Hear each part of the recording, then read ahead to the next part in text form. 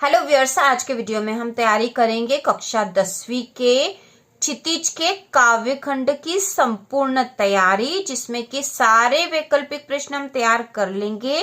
तो यदि आप ये तैयारी कर लेते हो तो काव्य खंड के वैकल्पिक प्रश्नों की सभी संपूर्ण तैयारी हो जाएगी, जिसमें सही विकल्प वाले प्रश्न, रिक्त स्थान वाले प्रश्न, सही जोड़ी और एक वाक्य में उत्तर दीजिए वाले प्रश्न के साथ साथ सत्य असत्य वाले भी सारे प्रश्न हम तैयार कर लेंगे। और यदि आपके पास रेमेडियल बुक है तो रेमेडियल बुक के पेज नंबर 52 से 68 तक संपूर्ण सॉल्यूशन आज हम कर रहे हैं।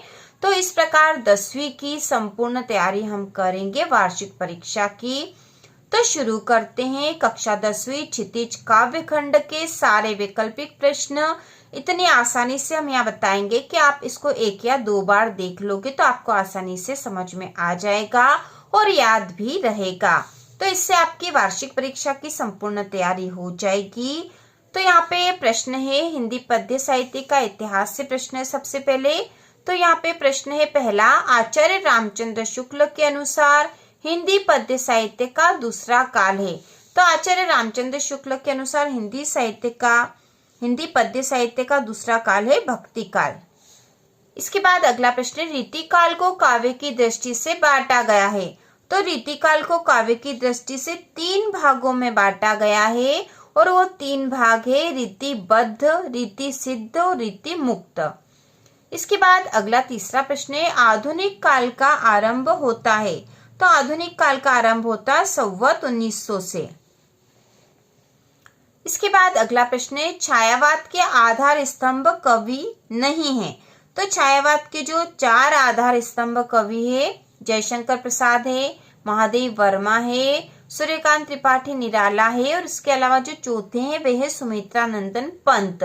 तो यहाँ पे सूरदास लिखा है चौथे नंबर पर। तो यह जो छायावाद के कवि नहीं है, सूरदास जो है ये भक्ति काल के कवि हैं। इसके बाद ये प्रयोगवाद के जनक माने जाते हैं। तो प्रयोगवाद के जनक माने जाते हैं अज्ञेय। अगला है नई कविता के कवि हैं। तो यहाँ दे रखे निराला, सुमित्रा नंदन पंत, महादेव वर्मा और रघुवीर सहाय। तो इनमें से जो रघुवीर सहाय वो नई कविता के कवि हैं। भक्ति काल की समय सीमा है। तो भक्ति काल की समय सीमा है संवत 1375 से संवत 1700 तक। अगला प्रश्न है, प्रयोगवाद का आरंभ माना जाता है। तो प्रयोगवाद का आरंभ माना जाता है सन 1943 से। इसके बाद है बिहारी किस काव्य धारा के कवि हैं। तो बिहारी जो हैं वे रीति सिद्ध काव्य धारा के कवि हैं। इसके बाद काव्य खंड के पाठ 1 सूरदास जी का जो पद है उससे लिए गए हैं यहाँ पर प्रश्न। तो यहाँ के सारे प्रश्न हम कर लेंगे। नंद नंदन का प्रयोग किया गया है। तो नंद नंदन का प्रयोग किया गया है कृष्ण के लिए। अगला है गोपियों को ज्ञान व योग की बातें लगती है। तो गोपियों को ज्ञान व योग की बातें लगती है कड़वी ककड़ी सी। गोपियों ने श्री कृष्ण की तुलना की है। तो श्री कृष्ण की तुलना उन्होंने की है हारिल की लकड़ी से। इसके बाद है व्याधि शब्द का अर्थ है। तो व्याधि शब्द का अर्थ है रोग। सुर के पद में भाषा है। तो सुर के पद में भाषा है ब्रज भाषा। मर्यादा न लही के माध्यम से मर्यादा की बात कही है। तो मर्यादा न लही के माध्यम से प्रेम संबंध की मर्यादा की बात कही गई है। सूरदास के गुरु थे। तो सूरदास के गुरु थे वल्लभाचार्य। सुर के आराध्य हैं। सुर के आराध्य है श्री कृष्ण। पुरैनी पात का अर्थ है। तो पुरैनी पात का अर्थ है कमल का पत्ता। इसके बाद अगला प्रश्न है, हारिल पक्षी से तुलना की गई है। तो हारिल पक्षी से तुलना की गई है गोपियों की। सूरदास ने अपने साहित्य में प्रमुखता दी है। तो सूरदास ने अपने साहित्य में प्रमुखता दी है श्री कृष्ण को। ठीक है, बवला राइट है इसमें। इसके बाद अगला प्रश्न है, सुर की रचना नहीं है। तो यहाँ पे दे रखा है सुरसागर, साहित्य लहरी और सुरसारावली और विनय पत्रिका। तो इनमें से जो विनय पत्रिका है तुलसीदास जी की रचना है या सूरदास जी की नहीं है। तो यह आएगा आंसर। अगला जो वैकल्पिक प्रश्न आगे के जो है वो राम लक्ष्मण परशुराम संवाद काव्य खंड का दूसरा पार्ट जो है उससे लिए गए हैं। परशुराम को व्यंग भरे उत्तर दिए। तो परशुराम को व्यंग भरे उत्तर दिए थे लक्ष्मण ने। शिव धनुष के टूटने पर क्रोधित हो उठे। तो परशुराम क्रोधित हो उठे थे। रामचरितमानस की भाषा है, रामचरितमानस की भाषा अवधी। राम लक्ष्मण के गुरु का नाम था, तो राम लक्ष्मण के गुरु का नाम था विश्वामित्र। सहस्त्रबाहु का वध किया था, तो सहस्त्रबाहु का वध किया था परशुराम ने। तो ये उत्तर आएंगे इसमें। इसके बाद अगला जो है वह है आत्मकथ्य कविता। काव्यखंड के तीसरा जो पाठ है आत्मकथ्य, जिसके कवि जयशंकर प्रसाद। उस कविता से वैकल्पिक प्रश्न दे रखे हैं। तो प्रश्न है, कवि प्रसाद अपनी आत्मकथा को बता रहे हैं, तो वे अपनी आत्मकथा को भोली बता रहे हैं। थके पथिक की पंथा में अलंकार है, तो थके पथिक की पंथा में अनुप्रास अलंकार है यहाँ पर, क्योंकि थ वर्ण की आवृत्ति हो रही है, प की भी आवृत्ति हो रही है, क की भी हो रही है। छायावाद के प्रतिनिधि कवि है, तो इनमें से छायावाद के प्रतिनिधि कवि जयशंकर प्रसाद। प्रसाद जी को कामायनी पर पारितोषिक मिला, तो उन्हें कामायनी पर मंगला प्रसाद पारितोषिक मिला था। जयशंकर प्रसाद का संग्रह नहीं है, तो इनमें से साये में धूप जो है ये जयशंकर प्रसाद का संग्रह नहीं है। इसके अलावा जो 3 है वो उनके संग्रह है। इसके बाद जो अगला वैकल्पिक प्रश्न है वह उत्साह कविता से लिया गया है, जिसके कवि है सूर्यकांत त्रिपाठी निराला। तो उत्साह कविता में बादल प्रतीक है, तो उत्साह कविता में बादल प्रतीक है क्रांति का। कवि निराला ने बादलों को किसकी कल्पना के समान पाले हुए माना है, तो कवि निराला ने बादलों को बाल कल्पना के समान पाले हुए माना है। कवि निराला ने बादलों के लिए विशेषण प्रयोग किया है, तो उन्होंने बादलों के लिए नवजीवन वाले विशेषण प्रयुक्त किया है। कवि निराला बादलों से बरसने का आह्वान कर रहे हैं, तो बादलों से बरसने के लिए आह्वान कर रहे हैं आकाश को घेर कर बरसने को। कवि निराला ने तप्त धरा के माध्यम से संकेत किया है, तो तप्त धरा के माध्यम से संकेत किया है जन सामान्य की पीड़ा का। यह दंतुरित मुस्कान कविता के कवि हैं, तो यह दंतुरित मुस्कान कविता के कवि है नागार्जुन। इसके बाद संगतकार कविता से प्रश्न है, मुख्य गायक की आवाज में गुंज मिलाने वाला कहलाता है, तो वह कहलाता संगतकार। यह दंतुरित मुस्कान कविता से प्रश्न है, यह दंतुरित मुस्कान कविता में नागार्जुन ने किसकी मुस्कान का वर्णन किया है, तो छोटे बच्चे की मुस्कान का वर्णन किया है। छोटे बच्चे के स्पर्श से किसके फूल झड़ने लगे, तो छोटे बच्चे के स्पर्श से शेफालिका के फूल झड़ने लगे। और अट नहीं रही है, इस कविता से प्रश्न है, अट नहीं रही है कविता में किस माह की सुंदरता का वर्णन है, तो इस कविता में फागुन की सुंदरता का वर्णन है। इसके बाद अगला प्रश्न है, किसके सांस लेने पर सुगंध चारों ओर फैल रही है, किसके सांस लेने पर सुगंध चारों ओर फैल रही, तो इसका उत्तर आएगा बसंत। इसके बाद अगला प्रश्न है, मुख्य गायक की आवाज कैसी थी, तो इसका उत्तर है मुख्य गायक की आवाज जो है चट्टान जैसी भारी थी। इसके बाद प्रश्न है, रिक्त स्थान में सही शब्द लिखिए। तो सबसे पहले सुर के पद से रिक्त स्थान है यह। इसमें पहला है रीतिकाल की रचनाओं का प्रधान विषय है, तो रीतिकाल की जो रचनाएं हैं उनका प्रधान विषय है श्रृंगार वर्णन। ठीक है, क्या विषय है, श्रृंगार वर्णन। सुर की भक्ति भाव की है, तो सुर की भक्ति जो है वह सख्य भाव की है, सख्य या सखा भाव की है, यह भी कह सकते हम। सूरदास की एक रचना, तो सूरदास की रचना है सुर सागर। सुर सागर। गोपियां उद्धव को मानती है, तो गोपियां उद्धव को बड़भागी मानती है, गोपियां उद्धव को बड़भागी मानती है। गोपियों के लिए श्री कृष्ण हारिल की लकड़ी की तरह हैं। गोपियों की तुलना से की गई है, तो गोपियों की तुलना हारिल पक्षी से की गई है।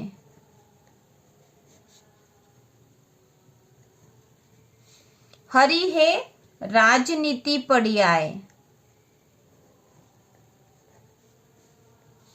सूरदास का निधन में हुआ, तो सूरदास का निधन पारसोली में हुआ, पारसोली में हुआ। गोपियों ने मधुकर संबोधन के लिए दिया, तो गोपियों ने मधुकर संबोधन उद्धव के लिए दिया। सूरदास जी मुख्यतः रस के कवि है, तो सूरदास जी मुख्यतः वात्सल्य रस के कवि हैं। वात्सल्य रस के कवि, और सूरदास को वात्सल्य रस का सम्राट भी कहा जाता है। योग संदेश लेकर मथुरा से ब्रजधाम आए, तो योग संदेश लेकर उद्धव मथुरा से ब्रजधाम आए। पक्षी की तुलना गोपियों से की गई है, तो यहाँ फिर से वही है, हारिल पक्षी की तुलना गोपियों से की गई है। ठीक है, हारिल पक्षी की तुलना यहाँ पे आएगा, हारिल पक्षी की तुलना गोपियों से की गई है। इसके बाद प्रश्न है, सहस्त्रबाहु की भुजा ने काट डाली थी, तो सहस्त्रबाहु की जो भुजा है वह परशुराम ने काट डाली थी।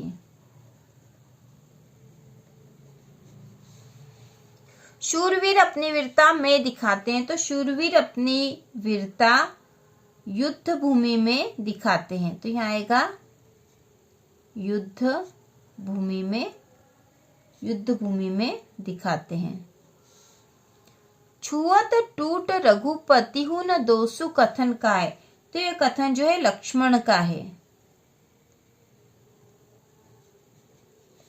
परशुराम स्वभाव से थे, तो परशुराम स्वभाव से क्रोधी थे। रघुकुल में देवता, ब्राह्मण, ईश्वर भक्त और का वध नहीं किया जाता, तो यहाँ आएगा ईश्वर भक्त और गाय का वध नहीं किया जाता। व्यक्ति अपनी प्रशंसा स्वयं ही करते हैं, तो यहाँ आएगा कायर व्यक्ति अपनी प्रशंसा स्वयं ही करते हैं। परशुराम के गुरु भगवान शिव थे।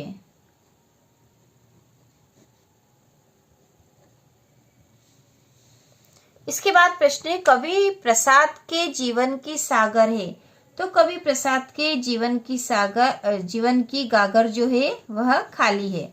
कवि प्रसाद के जीवन की गागर खाली है। जयशंकर प्रसाद वाला जो पाठ है आत्मकथ्य, उसी से अगला प्रश्न है, कवि प्रसाद के सरल स्वभाव के कारण ने धोखा दिया, तो उनके सरल स्वभाव के कारण मित्रों ने धोखा दिया। इसके बाद अगला प्रश्न है, आलिंगन में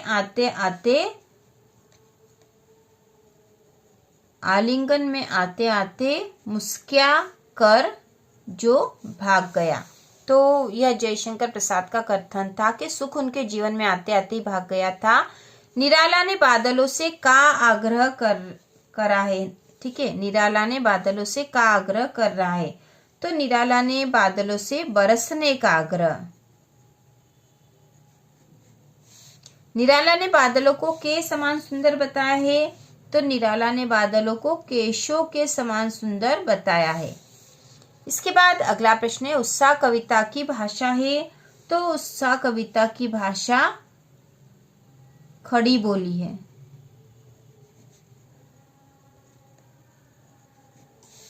उत्साह एक गीत है, तो उत्साह एक आह्वान गीत है।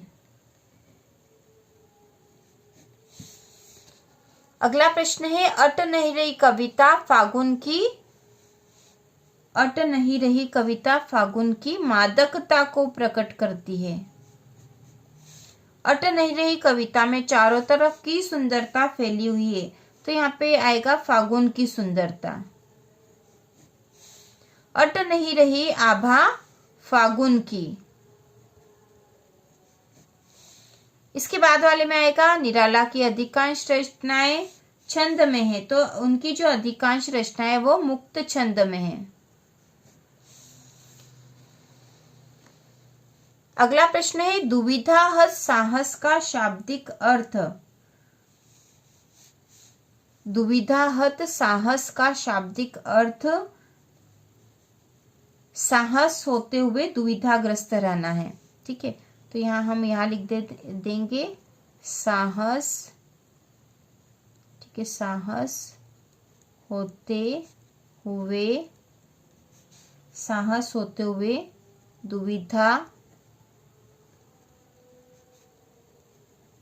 दुविधाग्रस्त रहना है, ठीक है। दुविधाहत साहस का शाब्दिक अर्थ साहस होते हुए दुविधाग्रस्त रहना है, ठीक है, यहाँ ये साहस लिखा है। इसके बाद एक कमल तालाब छोड़कर में खिला है, तो कमल जो है तालाब छोड़कर झोपड़ी में खिला है। तुम्हारी यह मुस्कान मृतक में भी डाल देगी जान। तो तुम्हारी यह दंतुरित मुस्कान। इसके बाद है फसल कविता के कवि हैं। तो फसल कविता के कवि है नागार्जुन।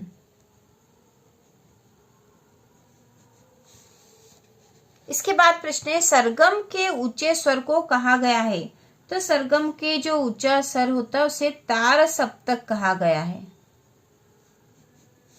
मुख्य गायक को ढांढस बंधाने का कार्य करता है। तो यह कार्य करता है संगतकार। इसके बाद प्रश्न है फसल ढेर सारी नदियों के पानी का जादू है। तो इस प्रकार हमने रिक्त स्थान देख लिए हैं। अब हम देखेंगे सत्य असत्य लिखिए। तो इसमें पहला प्रश्न है गोपिया कृष्ण द्वारा चुराए गए अपने मन को वापस मांग रही है। तो कथन सत्य, और यहाँ आपको सत्य लिखना है। अच्छे लोग परहित के लिए दौड़े चले आते हैं। तो यह कथन भी सत्य है। उद्धव का संदेश गोपियों को गुड़ की तरह मीठा लगा। तो यह असत्य कथन है। योग संदेश सुनकर गोपियों की विरह अग्नि बढ़ रही है। तो यह सत्य है। सूरदास श्रीनाथ जी के मंदिर में भजन करते थे। तो कथन सत्य है। इसके बाद है वात्सल्य और श्रृंगार रस का श्रेष्ठ कवि सूरदास को माना गया है। तो कथन भी सत्य है। अगला प्रश्न है राजा का धर्म है कि प्रजा को न सताए। तो यह सत्य है। शिव धनुष राम ने तोड़ा। यह कथन भी सत्य है।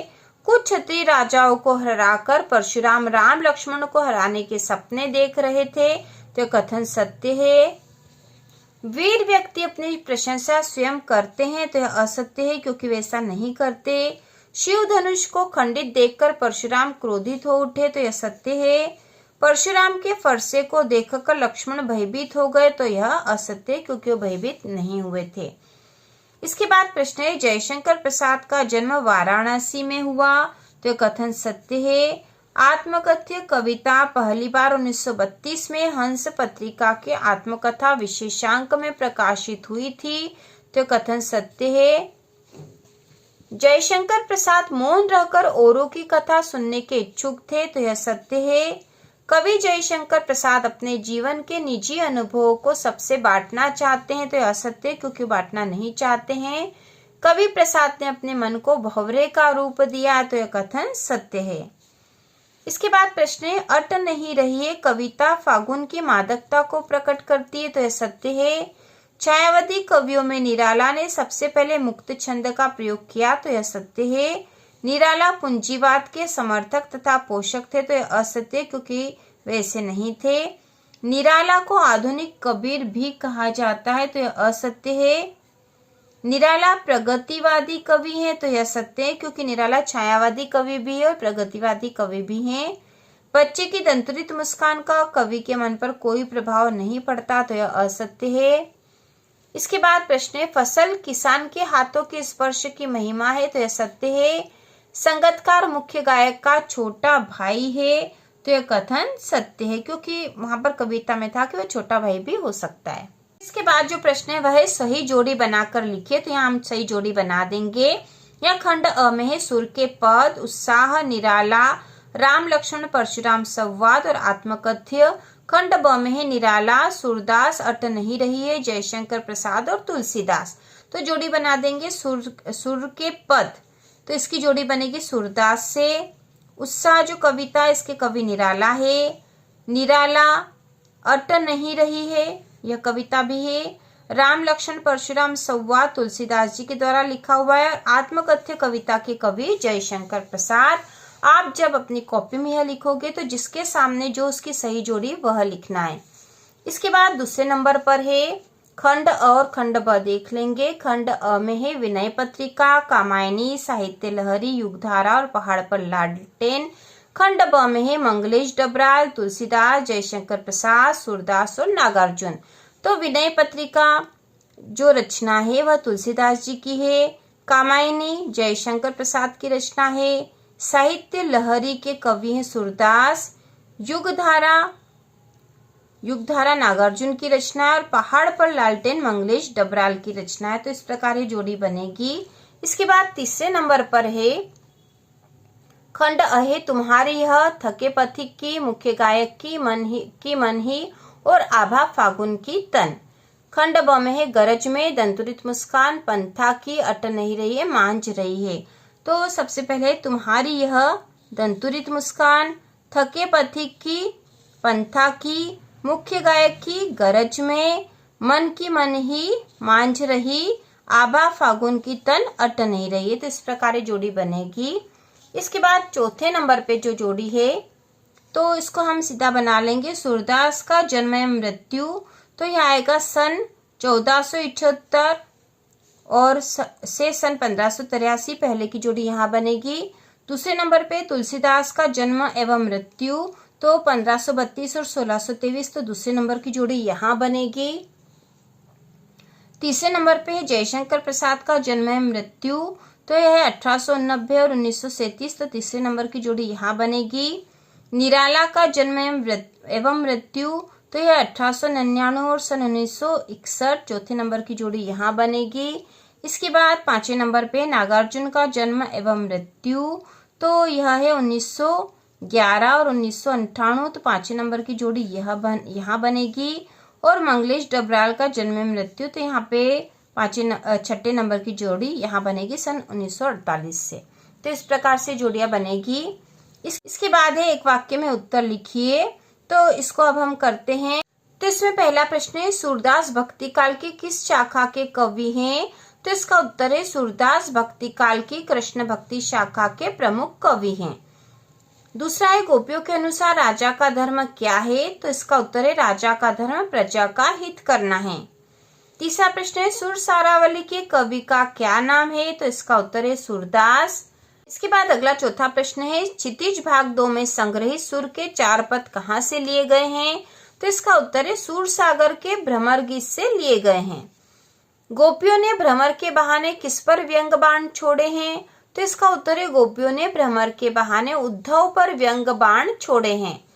अगला प्रश्न है भ्रमर गीत में गोपियों ने किसके प्रति अपना प्रेम व्यक्त किया है? तो इसका उत्तर है श्री कृष्ण के प्रति। इसके बाद है श्री कृष्ण का योग संदेश गोपियों के लिए कौन लेकर आया था? तो इसका उत्तर है श्री कृष्ण का योग संदेश उद्धव लेकर आए थे। उद्धव गोपियों को कौन सा संदेश देते हैं? तो उद्धव गोपियों को योग साधना का संदेश देते हैं। सूरदास के पदों में कौन सा रस है? तो सूरदास के पदों में वियोग श्रृंगार रस है। अगला है सूरदास के साहित्य में किस गुण की प्रधानता है? तो इसका उत्तर है सूरदास के साहित्य में माधुर्य गुण की प्रधानता है। अगला प्रश्न है सूरदास के साहित्य में किस भाषा की प्रमुखता है? तो इसका उत्तर है सूरदास के साहित्य में ब्रज भाषा की प्रमुखता है। अगला प्रश्न है गोपियां किसके प्रेम में आसक्त हो गई है? तो इसका उत्तर है गोपियां श्री कृष्ण के प्रेम में आसक्त हो गई है। अगला प्रश्न है सूरदास के पदों में तेल की गागरी कहकर किसे बुलाया गया है? तो तेल की गागरी कहकर उद्धव को बुलाया गया है। उद्धव को बड़भागी किसने कहा? इसका उत्तर है गोपियों ने कहा। गोपियों का उद्धव को बड़भागी कहने के पीछे क्या उद्देश्य था? तो इसका उद्देश्य था उद्धव पर व्यंग करना। कृष्ण की संगति में रहकर भी कौन उनके प्रेम से अछूते रहे? तो उद्धव अछूते रहे थे। उद्धव के व्यवहार की तुलना किसके पत्ते से की गई है? तो उद्धव के व्यवहार की तुलना कमल के पत्ते से की गई है।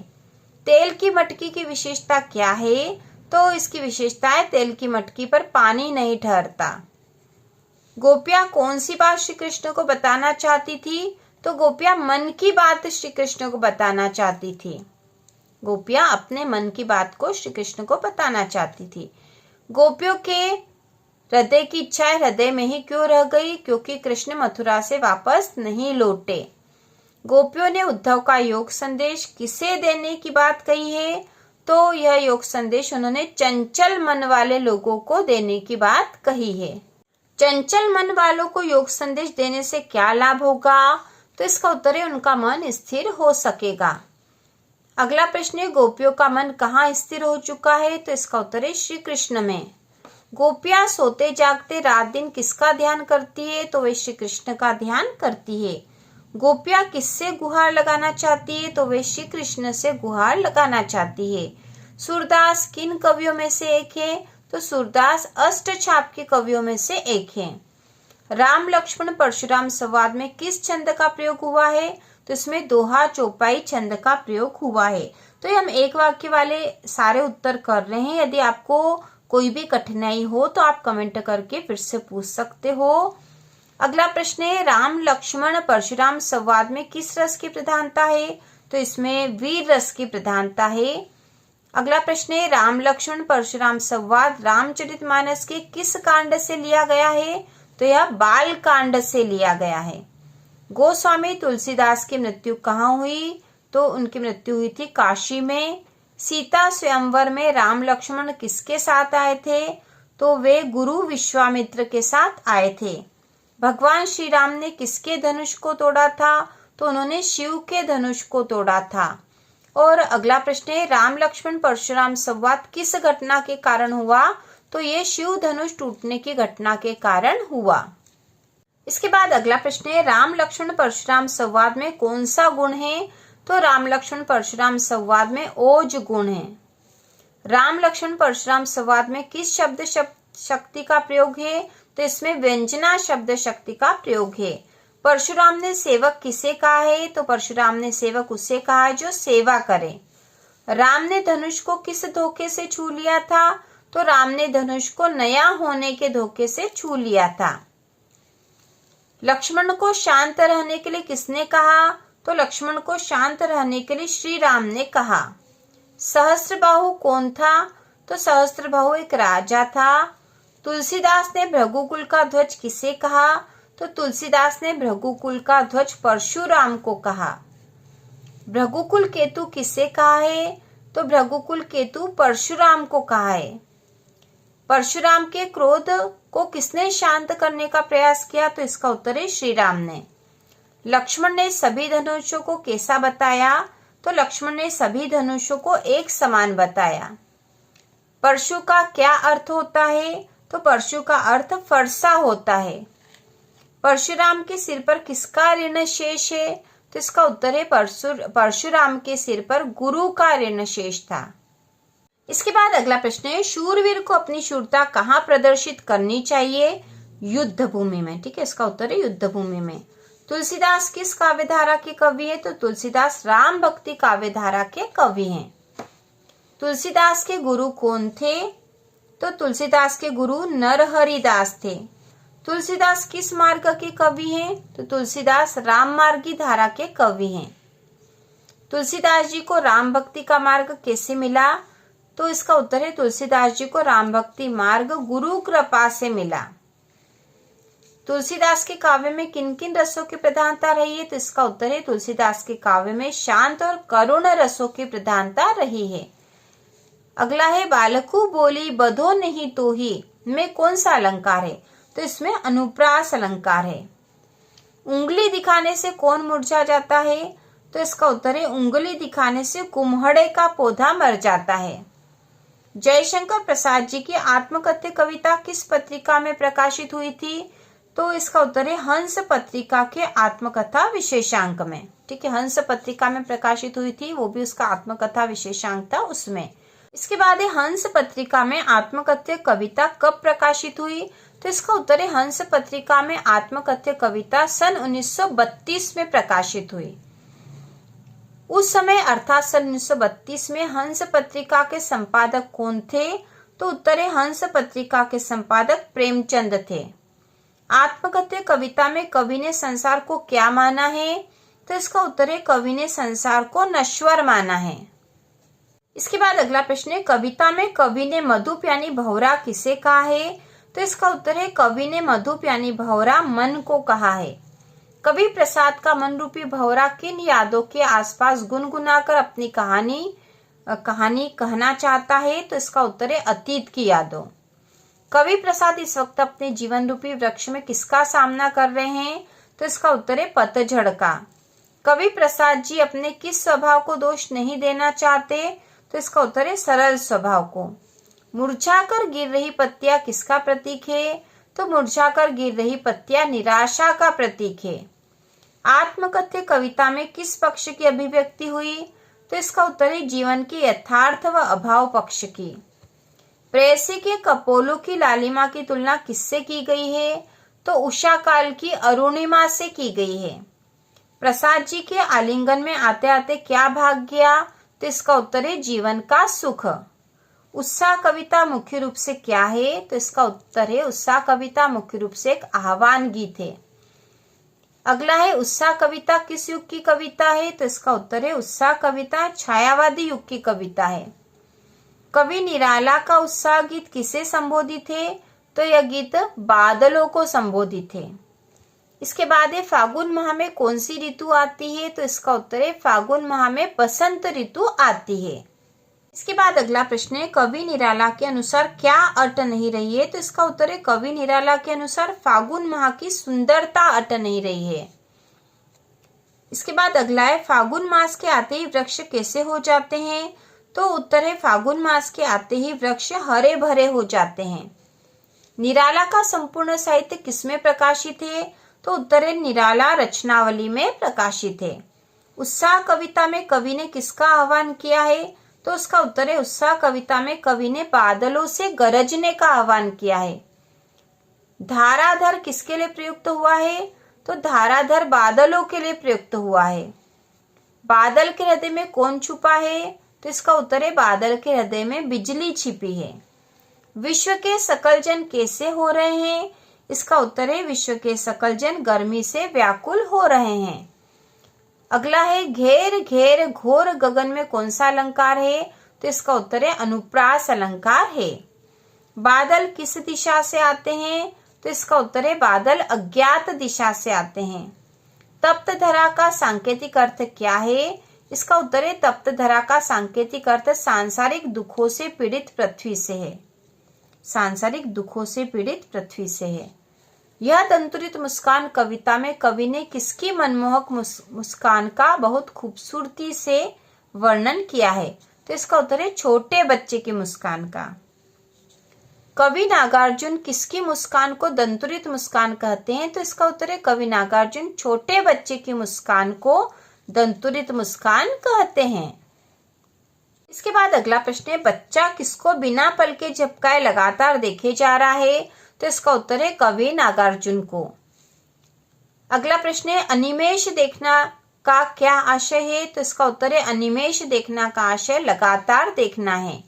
बच्चा कवि को बिना पल के झपकाए लगातार देखते क्यों जा रहा है, तो इसका उत्तर है बच्चा पहचान ना पाने के कारण लगातार देखते जा रहा है। कवि नागार्जुन ने अपने आप को चिर प्रवासी क्यों कहा है, तो इसका उत्तर है क्योंकि वे अक्सर घर से बाहर रहते हैं।